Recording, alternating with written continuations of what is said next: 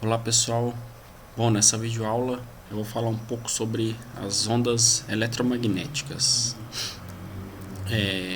Na aula passada, né, eu falei um pouquinho sobre as divisões, né, da ótica, como que ela foi dividida, né? Ela iniciou na ótica geométrica, né, que é chamada em inglês em ray optics, né, onda dos raios.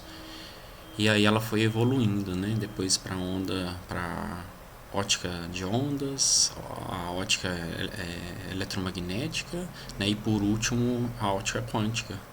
E, essa última, que é a ótica quântica, consegue explicar todas as demais, né? Então, assim, começar falando um pouco da história, né, explicando um pouco então sobre os princípios, né, começando lá no núcleo que surgiu com a ótica geométrica, né, que é a ray optics, tá? Então essa ótica geométrica, ela é o ramo da ótica que se baseia na noção de raio de luz para descrever os fenômenos como reflexão, né? Então, um feixe de luz aqui, incidente, bate numa superfície polida, né, num espelho, num metal, e é refletido. Então, o estudo desse feixe incidente, o ângulo, né, de incidência, o ângulo de reflexão, a gente consegue estudar estes ângulos utilizando a ótica geométrica, né? O fenômeno de refração também, né, que é o que ocorre nas lentes, né? Então a gente tem uma lente aqui biconvexa, os raios de luz também ainda representados por feixes retilíneos, né? Eles refratam dentro do quando muda o índice de refração, né? Então aqui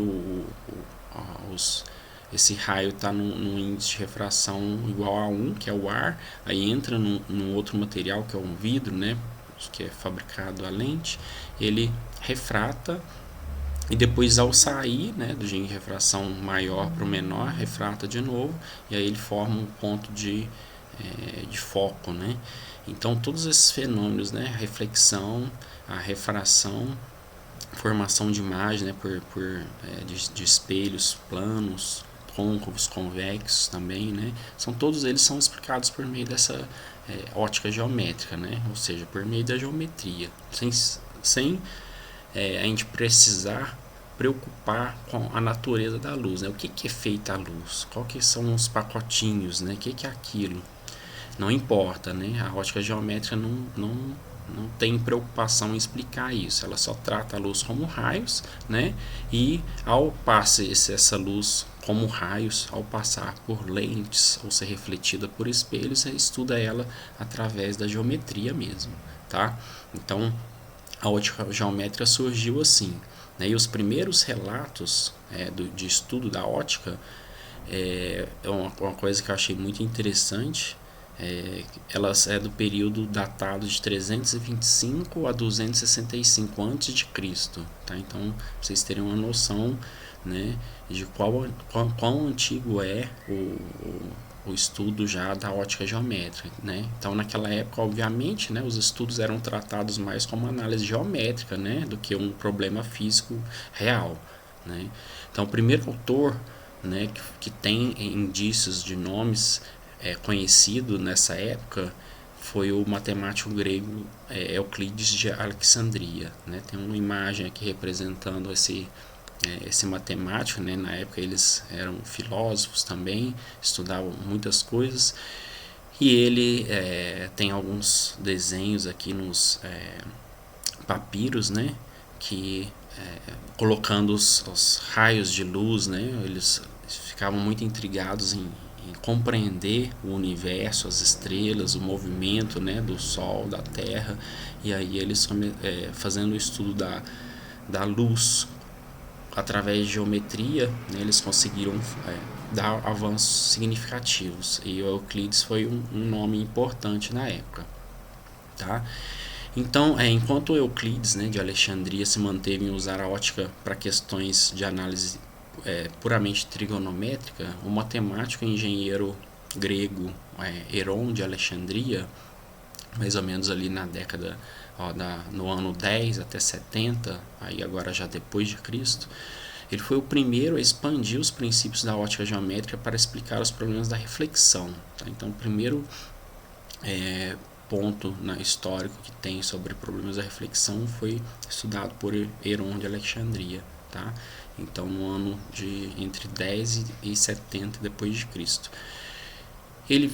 Portanto, ele foi o primeiro, né, a discutir sobre a natureza física dos raios de luz, buscando compreender a grande velocidade da luz que era refletida por objetos muito distantes. Tá? Um pouco mais tarde, aliás, bastante mais tarde, né, muitos anos depois, séculos e séculos depois, 965, em torno de 1040 depois de Cristo, o físico, astrônomo e matemático árabe Hassan ibn Haytham, até difícil de pronunciar, né, esses nomes árabes, ele fez suas contribuições para a ótica geométrica escrevendo o livro Kitab al-Manazil, né, também o nome escrito em árabe está aqui, né, e a tradução ao pé da letra é o Book of Optics, né, então é o livro de ótica. Então, é uma coisa que me deixou, eu achei interessante, que eu não tinha esse conhecimento, é que esse, né, que está a ilustração dele, apesar de ser um tempo, né, ser bem antigo, todas as contribuições que ele fez, que estão no livro que ele escreveu, está publicado, ele foi considerado o pai da ótica moderna. Né? Então, assim, a partir dessa, mais ou menos, deste ano aqui, esse Hassan que deu as contribuições que passou a ser utilizadas, né, para desenvolvimento da ótica geométrica. Tá? Então tem alguns desenhos que está mostrado aqui na ilustração, né? Ele tinha já interesse em estudar a propriedade da visão humana, né? Então aqui tem os dois olhos, tentando compreender como que a luz, né, ao entrar pelo olho, forma a sensação que a gente tem das imagens, né? Que tem um outro desenho do sol, deixando muito bem claro o sol iluminando, né, com os raios de luz aqui, né? Então, assim, esse livro que ele escreveu também tem muita geometria, né, fazendo o estudo da luz, utilizando 100% ótica geométrica, tá? Ainda não se importando com a natureza da luz, tá? Aí agora, né, então assim, a gente tem um salto gigantesco, a gente estava lá nos anos 1000, né, depois de Cristo. Aí depois o próximo nome importante do desenvolvimento da ótica, né, é o astrônomo e matemático holandês, né, é o Willebrord Snellius, né, em 1580 1626, já bem mais recente. Também depois de séculos e séculos, né? 6 séculos depois. Ele descreveu a lei matemática da refração, né? Que todos vocês com certeza conhecem, que é a lei de Snell, né? Que é aquela relação entre os ângulos do feixe que está incidindo e o que está sendo refratado, né? Então, ele já deu passou através também, né, de ótica geométrica, utilizando os feixes de luz como puramente linhas, né, estudando apenas geometria, ele conseguiu achar essa relação, obviamente 100% empírico, né, então assim, ele em laboratório, fazendo medidas, ele chegou a essa relação aqui, que o seno do θ1 dividido pelo seno do θ2, ele é igual a N2 sobre N1, onde o N2 é o índice de refração do meio 2, né, que tem o ângulo θ2, e N1 é o índice de refração do meio θ1. Né, então, foi uma grande contribuição de uma lei muito importante que a gente estuda bastante, né? Aí depois o outro grande importante nome que deu com a contribuição muito importante para a ótica foi o Isaac Newton, né? Não poderia deixar de citá-lo, em 1643, pouco depois do Snellius, né? Até 1727, né? O período que ele deu a maior contribuição. ele investigou mais a fundo, né, o fenômeno de difração da luz, né? Então ele demonstrou, todo mundo conhece o experimento que ele fez, né? Tem até na capa de disco de música, né, do Pink Floyd, um feixe de luz branca incidindo em um prisma, né? E aí, se a gente enxerga esse feixe de luz branca, ele é tanto refletido na superfície polida do prisma quanto refratado, né? E ao refratar ele se decompõe em todas as cores do arco-íris, né? Então Newton ele demonstrou que esse feixe de luz branca, ao passar por este prisma, se decompõe em todas as cores do arco-íris, né? Ele também mostrou que o inverso é verdadeiro, né? Então ele conseguiu pegar um outro prisma e fez com que todos esses feixes que foram difratados se juntassem, voltando a se tornar um feixe de luz branca. Tá? Então ele conseguiu comprovar que a luz branca na realidade é a composição de todas as cores, né, a do arco-íris, todas as cores do espectro visível que a gente chama, que a gente vai falar logo em seguida, tá? Então as cores do arco-íris, né, do vermelho indo para o laranja, amarelo, verde, azul e violeta, né? E aí o Newton ele argumentou que a luz ela é composta por partículas, né, ou corpúsculos, né, que mudam a velocidade ao mudar de meio. Então a explicação que ele deu para essa refração que acontece quando a luz muda de meio é por conta dessas partículas, né, que cada uma muda a velocidade de maneira distinta, e partículas que tem a cor vermelha mudava a trajetória de uma forma diferente do que as partículas que tinham a cor verde, e por isso que elas saíam em posições distintas, né. Então tem no livro do Newton, é o livro Optics, né, ele fala, né, sobre reflexão, refração, inflexão e cores, né, um livro consagrado, eu acredito que todos vocês devem conhecer, né, não um livro de fácil leitura, por isso que ele não é tão popular, né, não é tão divulgado e utilizado também, mas foi um livro que marcou com certeza a nossa história, né.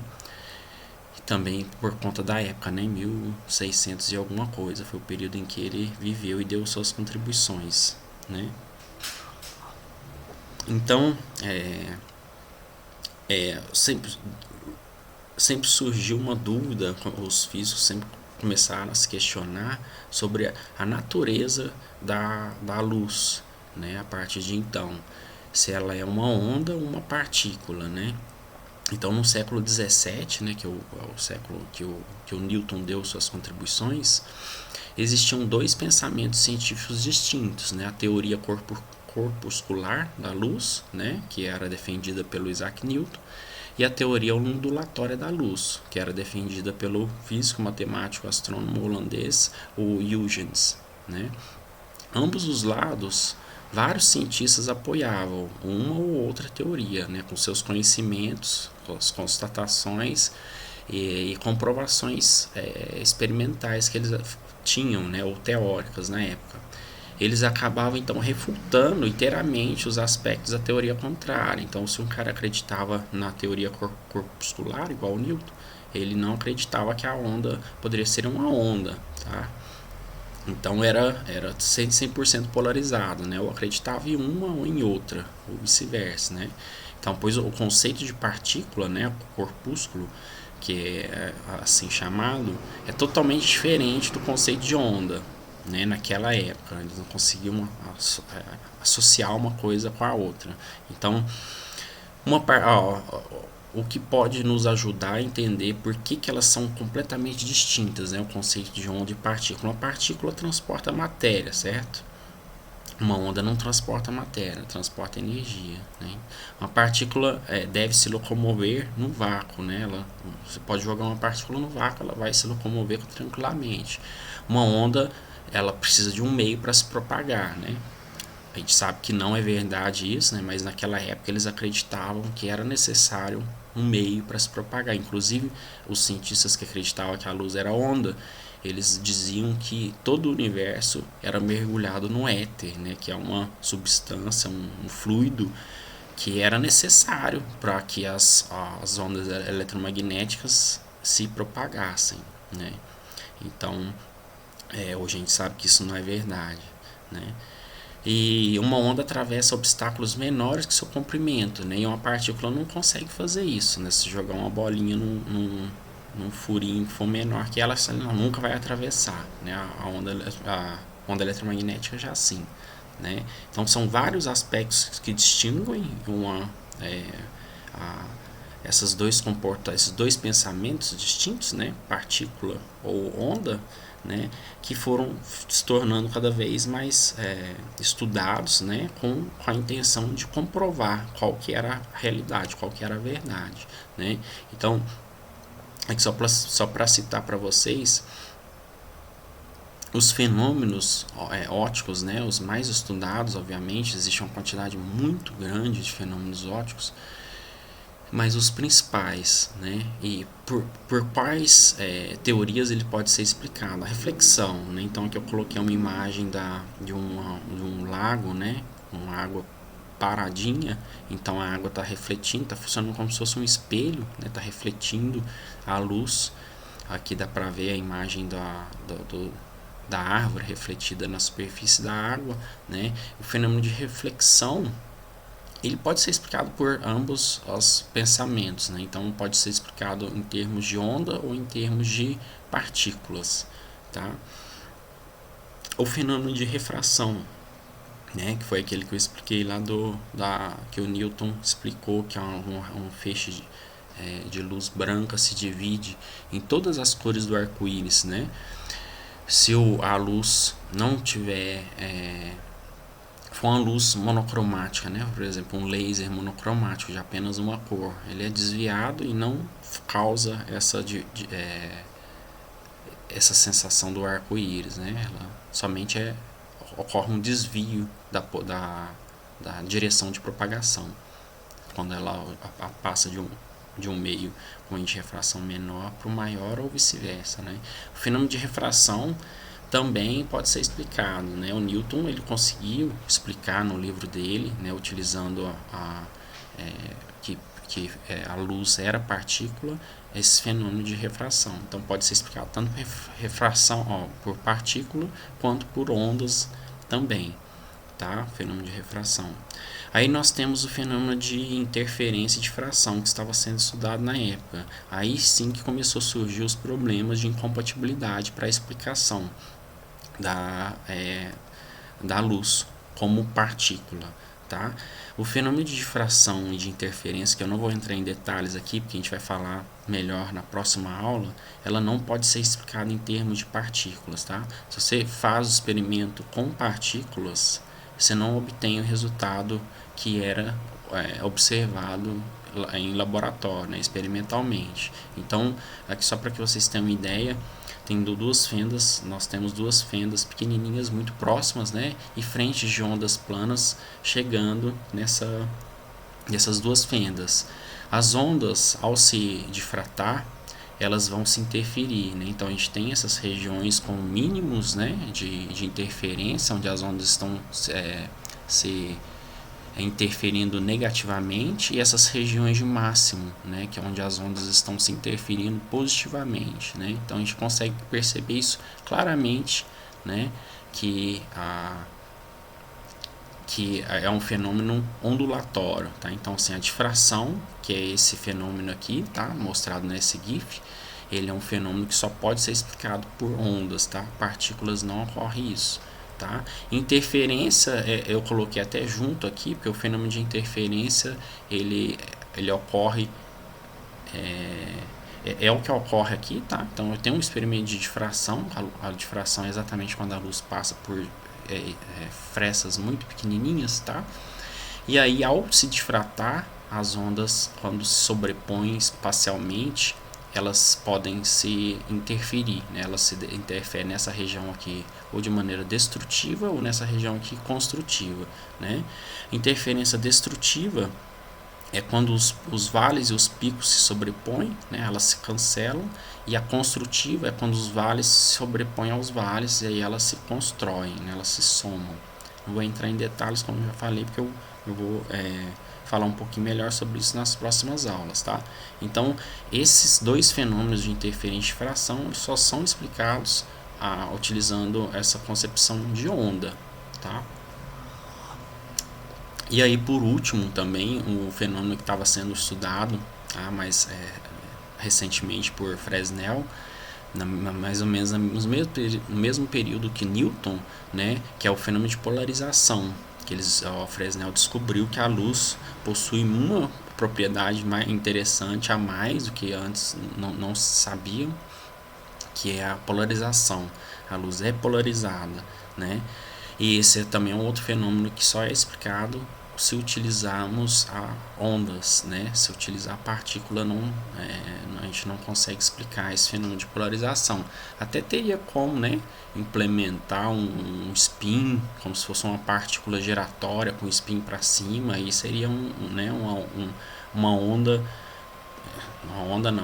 um fóton, né, uma bolinha com spin para cima, polarizado para cima, né? Até teria como desenvolver uma teoria para conseguir explicar a polarização com bolinha. Acredito que sim, mas por conta dos experimentos de como que eram feitos os polarizadores na época, era difícil de acreditar que a luz poderia ser partícula, tá? Quando eu falar um pouco sobre polarizador, vocês vão entender melhor o que eu estou querendo dizer, tá? Então,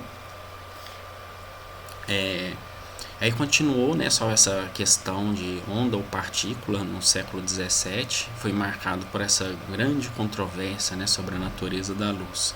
Enquanto Newton ele defendia a teoria corpuscular, né, que ele acreditava, o físico holandês, o Huygens, ele dizia que a luz tinha que ser considerada onda, né, para explicar os fenômenos de difração, interferência e polarização, que são aqueles que não conseguiam explicar utilizando partículas, né? Então, de um lado tinha um peso muito grande, né, que era o Newton. Newton tinha um nome forte já na época, era bem reconhecido, que dizia que a luz era partículas, e do outro era o Huygens, né, que se baseava em experimentos que estavam sendo realizados, né, por ele, né, ele já tinha feito muitos experimentos de interferência e difração, e tinha o Fresnel, tinha acabado de descobrir a polarização da luz com vários experimentos bem interessantes também, né? Então, assim, era uma queda de braço gigantesca de nomes de cientistas bem consagrados, reconhecidos da época, tá? Mais tarde, né, no início do século XIX, os experimentos de fenda dupla realizados por Young forneceu alguns argumentos para a teoria ondulatória de Huygens, né? Então, o experimento que Huygens fez mostrou que quando a luz passa por uma fenda dupla, né, que é desse GIF animado aqui, ocorre a formação de um padrão semelhante ao que acontece com as ondas na água. Então, o que o Huygens fez foi replicar esse experimento da dupla fenda na água, numa superfície de lago, né? Então tem aqui os pontos A e B. Se a superfície do lago, obviamente, a água estiver paradinha, né, bem calmo o lago, você bater uma bolinha nesses dois pontos A e B com frequências parecidas, né, e de modo tal que vai surgir ondas, né, na superfície daquele lago. Você vai ver o que acontece com essas ondas. As ondas vão se propagando, né, para pontos mais distantes da região onde ela foi criada, e elas vão se interferindo, né? Então, olha só, nessa região aqui elas se interferem de maneira negativa, né, elas se destroem, e nesses pontos aqui ela fica mais forte, ela se interfere de maneira construtiva, né? Então são ondas reais, né, mecânicas na superfície da água, que Huygens comparou com o experimento que foi realizado com a luz, né, do Young, e observou a mesma coisa, né, ou seja, o padrão é o mesmo. Então deu um indício mais forte para que os cientistas tendessem a acreditar na teoria ondulatória e rejeitassem a teoria de partícula, né?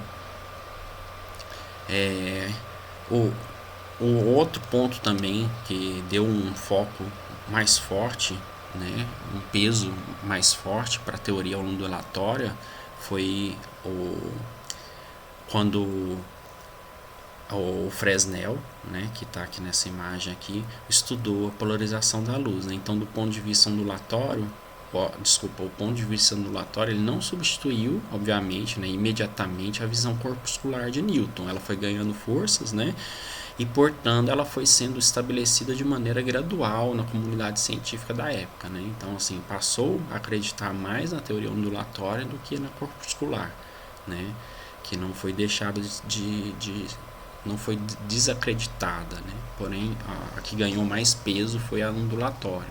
Então, durante o século XIX, a teoria ondulatória ainda ganhou mais forças por conta da explicação e dos experimentos sobre polarização da luz que eu citei anteriormente, né? Em 1821, pelo físico francês o Fresnel, né? Augustin Fresnel. Então, Fresnel tinha realizado experimentos que eu também não vou entrar em detalhes, que a gente vai falar bastante sobre isso ainda nas próximas aulas, tá? Ele fez um experimento muito simples, que é a luz do Sol mesmo, né? Ou seja, uma luz não polarizada, reflete na superfície do material, né? E ao se refletir, ela vai ser, ao incidir, né, na superfície de uma superfície polida, né, um espelho, por exemplo, ela vai ser refletida e vai ser refratada, né? No caso, então, não é um espelho, né? Ela tem que ser um material transparente, então um vidro, né? E aí ele analisou a polarização utilizando filtros polarizadores, tanto dessa componente aqui que era refletida na superfície, quanto desse outro feixe que era refratado pelo material, tá? Ele percebeu que a luz era polarizada, tá? Então o que refletia era polarizado horizontalmente, tá? E o que era refratado saía polarizado verticalmente, tá? Gerou um gráfico, né? Que essa gráfica aqui é famoso porque explica o ângulo de Bristol, né? Eu vou falar sobre isso mais futuramente em detalhes, tá? São as duas componentes de polarização da luz, refletida e refratada numa superfície polida, tá? Então, sem entrar em detalhes do experimento, mas só para que vocês tenham uma ideia, esse experimento simples comprovando, né, que a luz é polarizada, né, tem a componente horizontal da polarização e a componente vertical, deu mais força ainda para o pensamento do ponto de vista ondulatório da luz, tá? Então, no final do século XIX, o físico matemático escocês Maxwell, ele explicou a luz como propagação de ondas eletromagnéticas, né, de acordo com as famosas equações de Maxwell que vocês já viram, né, em eletromagnetismo. Então, aqui foi uma coisa interessante, né, porque a teoria ondulatória ela ganhou força exatamente porque todos os fenômenos conhecidos até a época conseguiam ser explicados por onda, né, enquanto que partícula não conseguia explicar nem interferência, nem difração, nem polarização. Então, para que usar essa, sendo que essa perfeita, né, casa perfeita? Então, Maxwell foi esperto na época, ele utilizou essa que estava ganhando mais peso, sendo mais utilizada, né, para bolar a teoria. Foi a teoria que a gente utiliza até hoje, que é as famosas equações de Maxwell, né? Essas equações de Maxwell foram verificadas experimentalmente, né, mais tarde pelo físico alemão Heinrich Hertz, né, em 1887, e se tornou a teoria da onda amplamente aceita que a gente utiliza até hoje, tá? Só para explicar para vocês como foi esse experimento que o Hertz, aqui está a imagem do Hertz, tá? Esse aqui é o Maxwell, como que o Hertz fez para comprovar ondas eletromagnéticas, né? Ficou conhecido como experimento de Hertz, né? O que ele fez? Ele colocou duas esferas metálicas com a haste metálica aqui, com esses pontinhos A e B que quase se tocavam, tá? Com uma distância muito próxima. Ele ligou fios metálicos a uma fonte de alta tensão, tá? De fonte de corrente alternada, tá? E aí ligou essa fonte, tá? Aí o que acontece? Essa fonte de alta tensão fazia oscilar, né, carga negativa e positiva entre esses dois polos, esses dois pontos A e B, né? Ao oscilar essas cargas, né, positiva e negativa variando, aconteciam faíscas, né? Então você conseguia perceber que saía faísca de A para B ou de B para A, dependendo da polarização que estava sendo aplicado no momento, né? Ao sair essa faísca, gerava onda eletromagnética. E aí como é que ele conseguia detectar essa onda eletromagnética? Através de uma antena receptora. Olha que interessante. Esse experimento que ele fez foi 100% demonstrativo. Tá? Eu não gosto de experimento demonstrativo, eu gosto de coletar dados, né, medir coisas, mas às vezes é interessante porque você consegue comprovar alguma coisa. Somente enxergando algum efeito, né, você já consegue, mesmo sendo um experimento visual, demonstrativo, você consegue comprovar. E esse foi um experimento 100% demonstrativo, porque nessa antena receptora ele não mediu nada. Ó, ele tem um anel metálico aqui, com esses dois pontos C e D, né, aproximando, colocando esse anel, essa antena receptora próxima a essa. Não precisa ser muito próximo, tá? Tem que ter uma distância, sei lá, não lembro qual que era a distância que foi utilizada, mas vamos supor 1 metro de distância desse aparato aqui. As ondas eletromagnéticas que eram geradas, criadas por essa faísca aqui, elas caminhavam e ao chegar nesse anel metálico aqui, criavam uma faísca também. Então ele percebia faíscas simultâneas saindo aqui, tá? Da emissão da fonte emissora, né, que está chamado aqui, colocou o nome de antena emissora, e ao mesmo tempo ele percebia o faiscamento na antena receptora. Então era simultâneo, tá? A faísca de cá, instantaneamente a faísca de lá. E aí ele comprovou como que essa faísca está se locomovendo, né? Como que essa energia se transporta daqui para cá. Foi a comprovação de que o Hertz deu, de que estava, né, sendo gerada ondas eletromagnéticas que estavam transportando essa energia para criar essa faísca nesse círculo, nesse anel metálico, tá? Então esse é o famoso experimento de Hertz que comprovou, né, as ondas eletromagnéticas. É aí que fechou praticamente a maioria dos cientistas ficou utilizando, né, de maneira mais decisiva mesmo ondas eletromagnéticas, né, para descrever a luz. Então essa luz como partículas foi ficando cada vez mais desacreditada na época, tá? Depois do experimento de Hertz.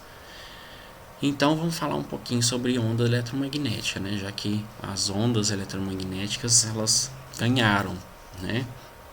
A gente pode tratar a luz, né, como sendo uma onda eletromagnética com os campos elétricos, né, que eu vou chamar aqui de EX, e magnético, vou chamar de BY, propagando através do espaço, oscilando em função do tempo, perpendicularmente um em relação ao outro, tá? Na direção Z, conforme mostra essa figura ao lado.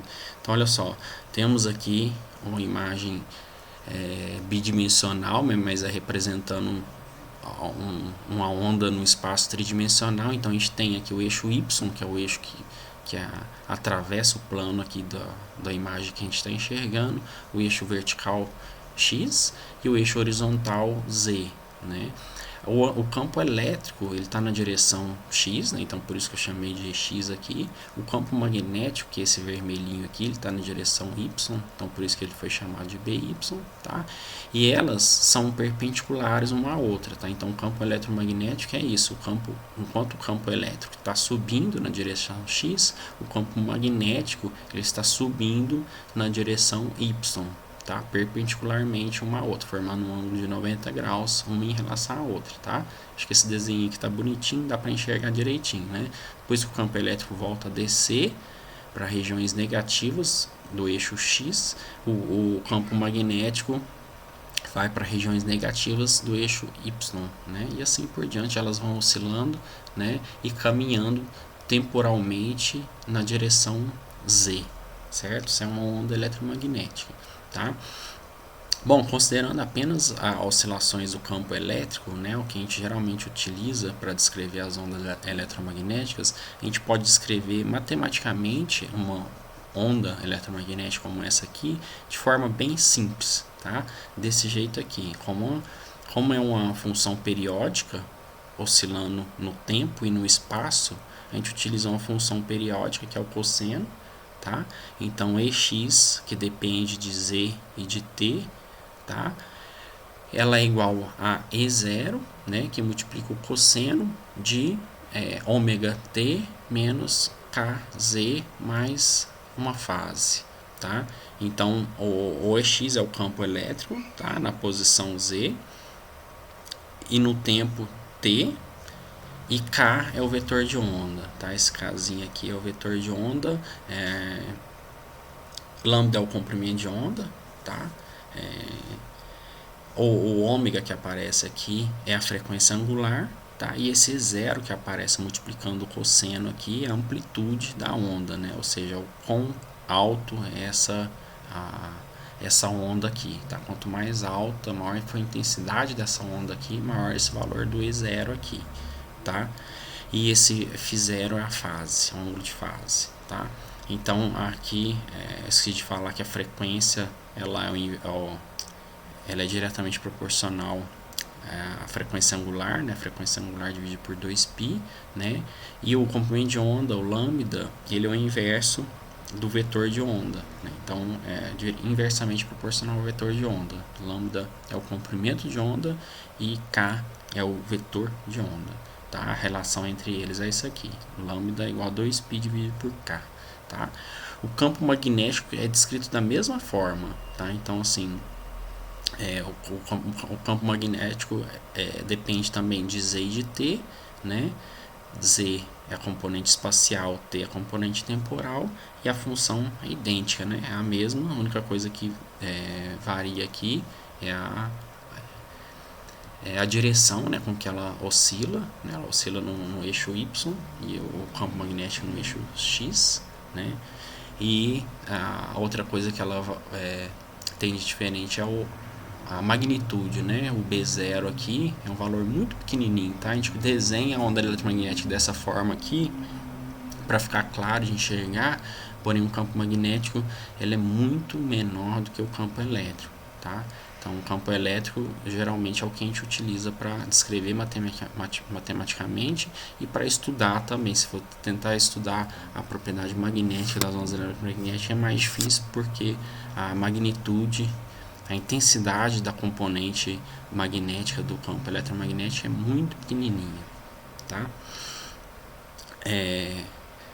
Então vamos falar um pouco agora sobre polarização. Como a onda eletromagnética, então ela pode ser descrita por essas duas componentes, a elétrica e a magnética, que se oscilam de maneira perpendicular, eu posso associar um vetor, tá? Essa onda que varia, né? Então a magnitude dessa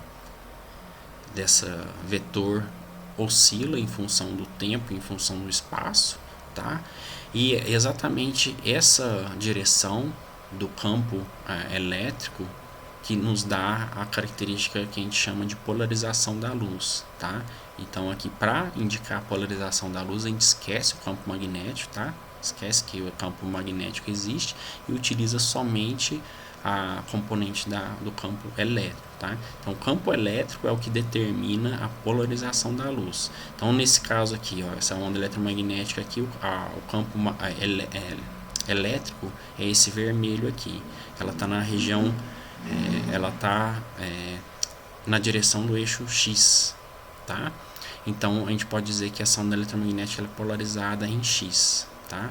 Existem vários tipos de polarização, né? Então aqui nesse GIF animado que está mostrando, tem a polarização em X, tá? Ou seja, a onda está oscilando somente na direção, aqui no caso é o Y, né? Somente. Tem a polarização mista, que é a que a gente chama de circular, né? Então a polarização circular quando ocorre a variação nas duas direções, e a polarização em X aqui no caso, tá?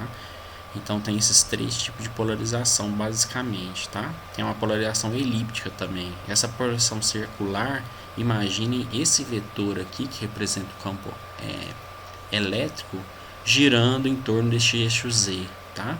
Então se a componente elétrica estiver girando em torno do eixo Z, eu tenho uma polarização que a gente chama de polarização circular, tá? Ou seja, a polarização que varia ao longo do tempo. Tá? A polarização em X ou em Y ela não varia, né? A magnitude do vetor varia, porém a direção e o sentido, a direção não varia, né? A direção do vetor, só o sentido. Beleza? São os três tipos de polarização que a gente tem. Não vou entrar em detalhes sobre filtros polarizadores ainda, tá? Que a gente vai falar bastante sobre isso ainda, mas basicamente os filtros polarizadores são os que conseguem filtrar a luz, né, de acordo com a sua polarização.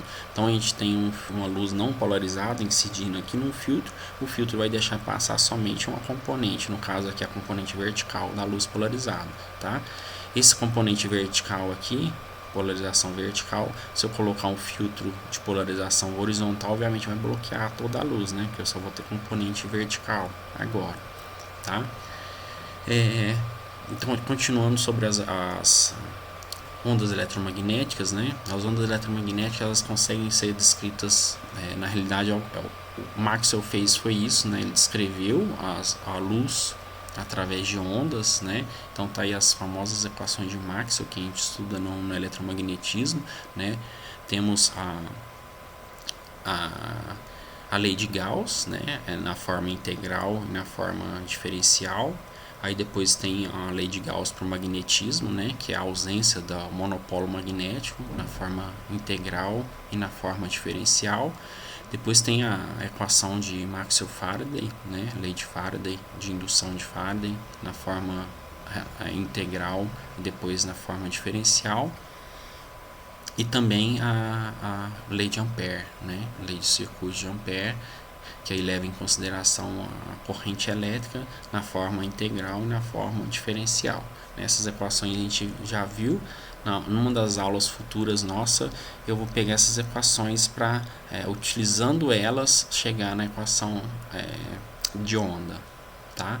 Então, assim, as equações de Maxwell descrevem a luz por isso, né? Assim, a gente consegue, através delas, utilizando as equações de Maxwell, chegar na equação de onda, tá? Então, vamos para o espectro eletromagnético, né? O que é espectro eletromagnético? Espectro eletromagnético, quando a gente fala de espectro eletromagnético, a gente faz uma divisão da luz, né, em ondas, por comprimento de onda, né? Então aqui, essa região aqui, a gente chama de visível, onde tem os comprimentos de onda que nos dá a sensação da luz visível, né? Abaixo dessa região visível nós temos ultravioleta, raio-x e raios gama.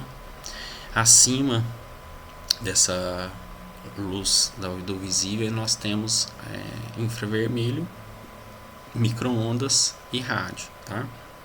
Acima do visível nós temos maiores comprimentos de onda, tá? Então, como está mostrado aqui nesse desenho, comprimentos de ondas maiores, menores frequências e menores energias, tá? Já que são inversamente proporcional, energia e comprimento de onda, tá? E abaixo do visível nós temos o inverso do que eu acabei de citar aqui, né? Ou seja, menor comprimento de onda, maior frequência e maior energia, tá? Aí eu deixei uma perguntinha para vocês sobre o que vocês acham. Esse é o espectro eletromagnético como a gente conhece, né? Existem limites superiores, né, aqui e inferiores aqui? O que vocês acham?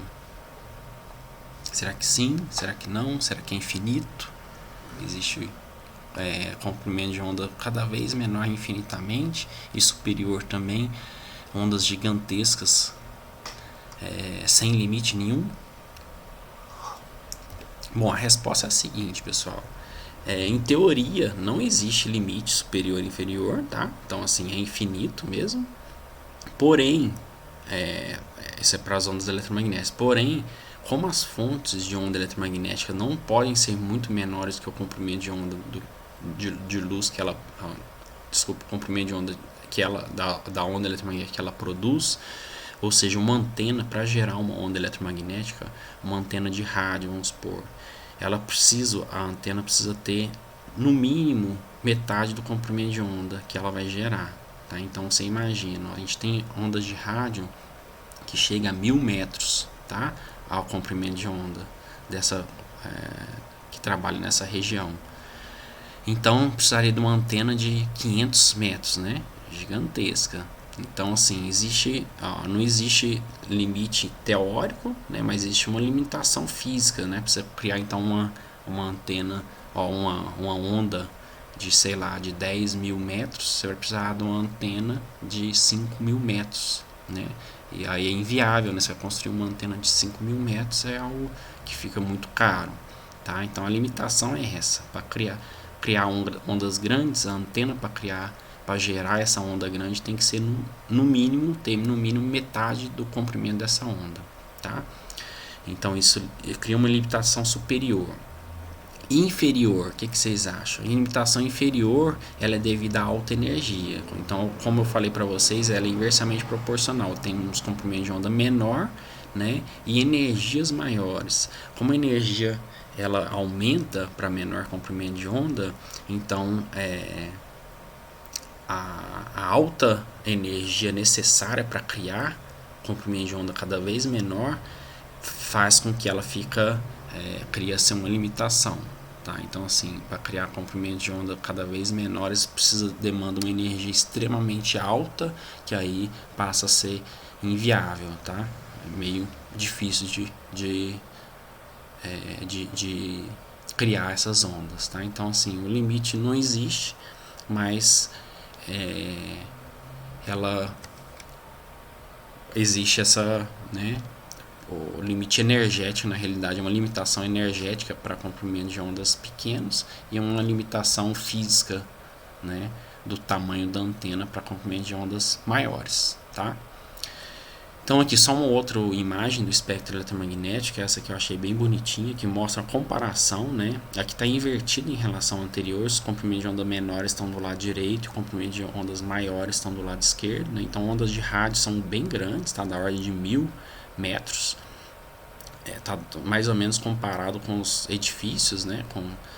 Aí a gente vem para micro-ondas, tá? Que aí já está na escala de 10 a menos 2 metros, tá?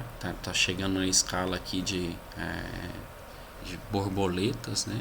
Aí entra no infravermelho, né? 10 a menos 5 metros, o tamanho da ponta de uma agulha, mais ou menos, tá? Aí entra na região do visível, né? A região do visível que a gente conhece é de 400 nanômetros, 700 nanômetros, que seria o limite aqui do vermelho, até 400 nanômetros, né? E aí depois vem o ultravioleta, 10 a menos 8 metros. Aí vem raio-x, 10 a menos 10. Aí a ultravioleta mais ou menos do tamanho de moléculas, né? O visível está mais ou menos do tamanho de células, tá? O raio-x é menor ainda, né? Muito mais energético, está mais ou menos do tamanho de átomos, né? 10 a menos 10, que é um angstrom. E o raio gama, menor ainda, altamente energético, 10 a menos 12, está mais ou menos do tamanho do núcleo atômico, né? Então, só para a gente ter uma ideia, né, dos diversos ondas do espectro eletromagnético comparado com coisas do nosso dia a dia, né, do que a gente conhece, tá? Só para que a gente possa ter uma ideia. Inclusive, uma coisa interessante, não sei se para vocês é algo impressionante, micro-ondas tem gente, né, muitas pessoas acham que micro-ondas é ondas com alta energia, né, mas na realidade não, baixa energia, porque é comprimento de onda bem grande, né, 10 a menos 2 metros, tá? Então vamos para o próximo slide. Aí chega voltando a falar sobre a questão de onda ou partícula, né? Tava sempre tudo tão bem, né? A luz sendo explicada por ondas, até que veio um cidadão, né, chamado Isaac Albert Einstein, que estudou o efeito fotoelétrico, né? O que é o efeito fotoelétrico? É o efeito da emissão de elétrons quando uma onda eletromagnética incide sobre um metal, né? Então a gente tem uma onda eletromagnética que bate no metal aqui e arranca elétrons fora, tá? E esse fenômeno que o Einstein estudou, né, ele só consegue ser explicado por partícula e não por onda. Então aí criou agora um único fenômeno que não pode ser explicado através de onda, só pode ser explicado a partir de partícula. Então voltou aquela velha discussão, né? O onda ou partícula? E agora, né? Quem vai nos ajudar a esclarecer esse problema da dualidade, né? A onda-partícula. Desculpa, da dualidade não, né? Do que é a luz é, se é onda ou se é partícula, né? Aí começou a haver essa, vou falar no próximo slide. Então em 1905, né, o Einstein explicou ou estudou o efeito fotoelétrico. Ele postulou que os elétrons podem receber energia de campos eletromagnéticos somente em unidades discretas, né, o que ele chamou de quanta ou fótons, né. Então ele falou que a energia E é igual a H vezes F, tá, somado a a função trabalho aqui. Tá? Então H é a constante de Planck, tá? F é a frequência do fóton, tá? Essa letra grega aqui é a função trabalho, tá? Que ela é igual a HF0, que é a energia mínima para remover um elétron, tá? E esse EC max aqui é mv² sobre 2, que é a energia cinética máxima que os elétrons vão ser expelidos do material pelo efeito fotoelétrico, tá? F0, que está aqui na função trabalho, é a frequência mínima para o efeito fotoelétrico ocorrer, né? M da equação da energia cinética é a massa de repouso do elétron expelido, e V, M, é a velocidade dos elétrons foram expelidos, tá?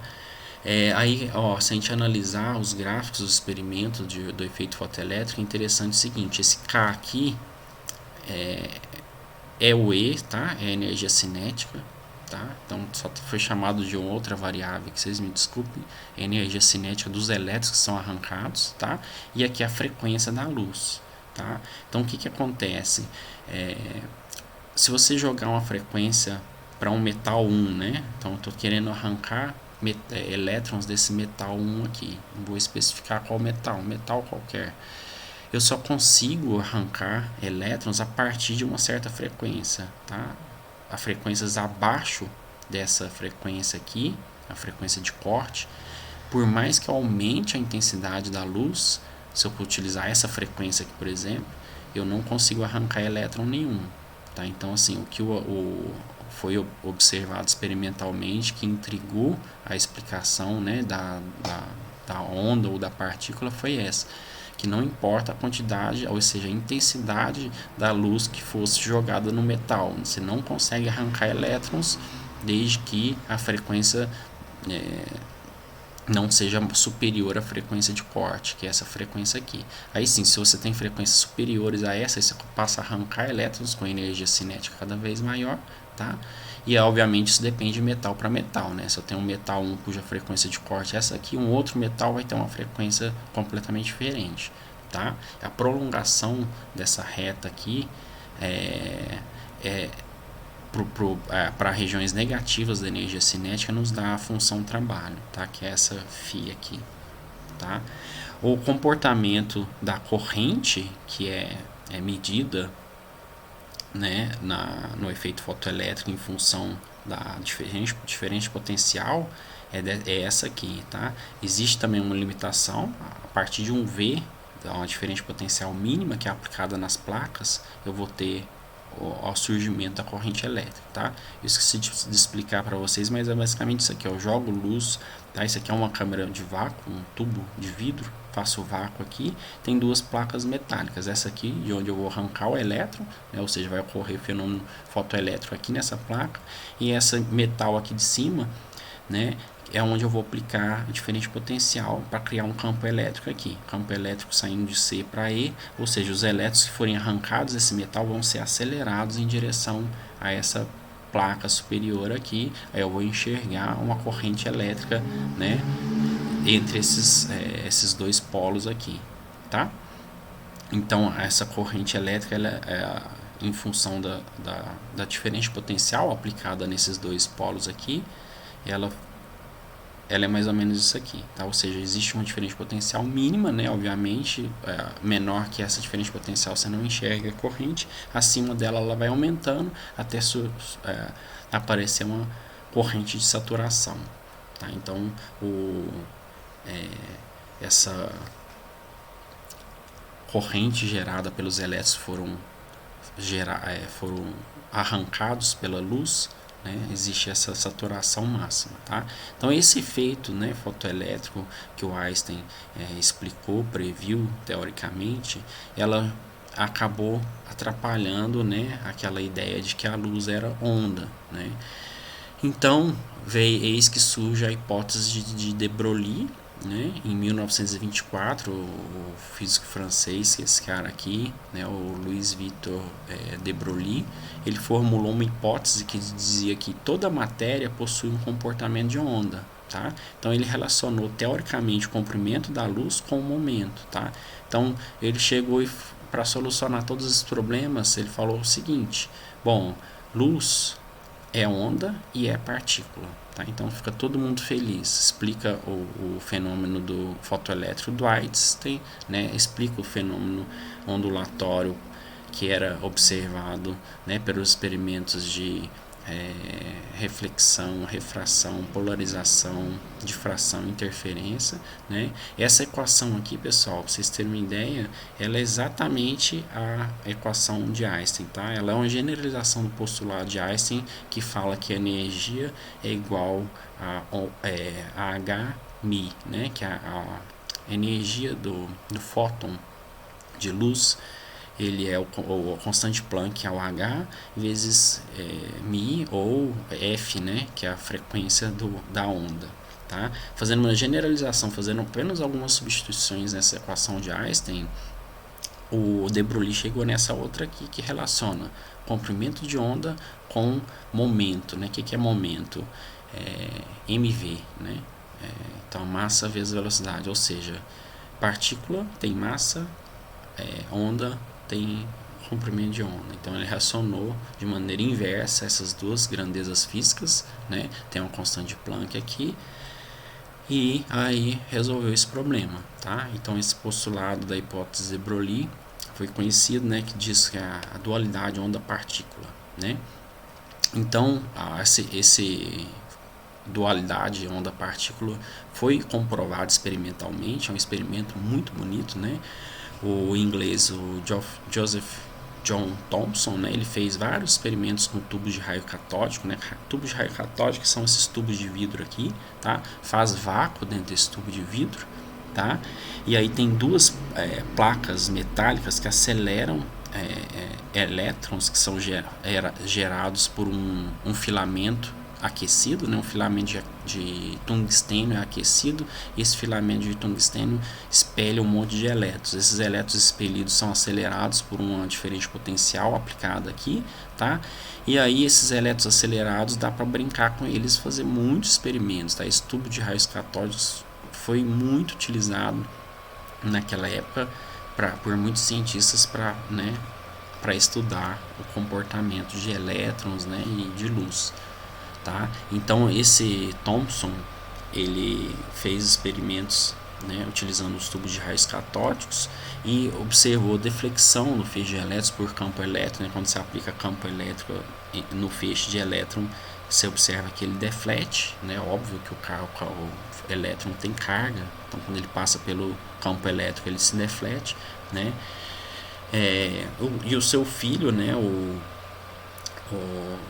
Thomson filho, né, vamos chamar assim, esse primeiro aqui que estudou a deflexão dos feixes de elétrons é o Thomson pai, que é esse cara aqui. Esse aqui é o filho, Thomson filho. Ele realizou o experimento de dupla fenda com elétrons, né? Então aquele mesmo fenômeno que foi observado com luz na dupla fenda, que formava feixes de interferência construtivo e destrutivo, foi feito por Thomson filho com tubos de rádio catódico, ou seja, utilizando feixe de elétrons, né? Elétron é partícula, e ele observou a mesma coisa, tá? Aí ficou comprovado a dualidade onda-partícula, ou seja, a partícula desculpa, a luz, né, se comporta tanto como partícula como onda, tá? Então a hipótese de de Broglie foi verificada e comprovada de maneira experimental com elétrons, tá? Esse experimento muito bonito, olha essa imagem, esse GIF aqui, é elétron por elétron se difratando a dupla fenda e batendo aqui na região posterior do tubo de vidro, como se fosse uma tela fluorescente, né? A tela vai fluorescendo e aí esses pontinhos vão sendo marcados, tá? Então o que se observou jogando elétrons após elétrons era esse fenômeno de interferência, né? Ou seja, as partículas estavam se comportando como ondas, tá? Ao se difratar na dupla fenda, tá? E agora, como que a gente gera onda eletromagnética, né? As ondas eletromagnéticas, elas são produzidas sempre que houver cargas elétricas sendo aceleradas, tá? Então tem aqui um dipolo elétrico, tá? Esse dipolo elétrico está dançando aqui, ó, vocês podem observar, tá? O dipolo elétrico nada mais é do que uma carga positiva e negativa, né? Uma de um lado, outra de outro. Esse polo dielétrico ele está oscilando no tempo, né? Com uma frequência fixa, e essa oscilação desse dipolo vai fazer surgir ondas eletromagnéticas que estão sendo representadas por essas frentes de onda vermelha, que essas linhas vermelhas que vão se propagar ao longo do espaço, tá? Então aquele experimento lá que eu mostrei para vocês da faísca, né?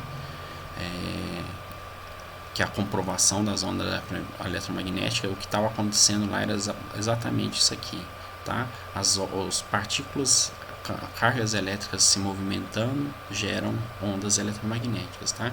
Então, como gerar onda eletromagnética? O jeito mais fácil que tem, pessoal, só oscilar carga elétrica, você já tem onda eletromagnética, né?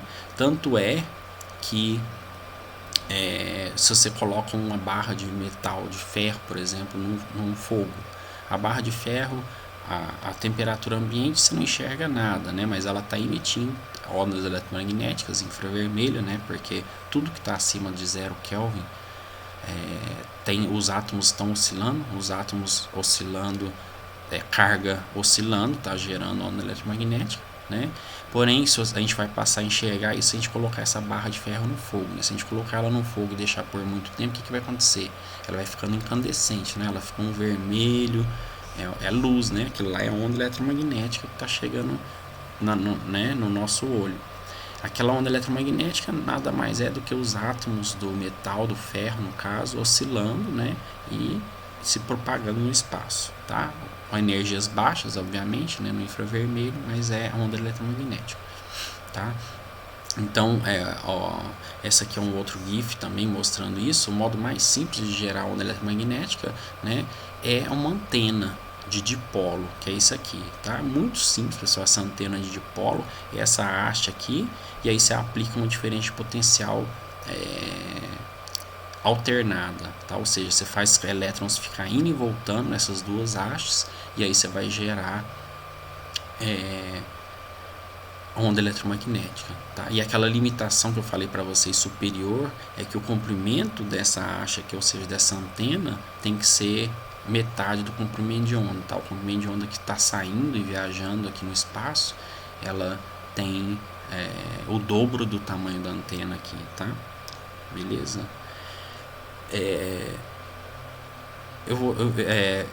Eu tinha...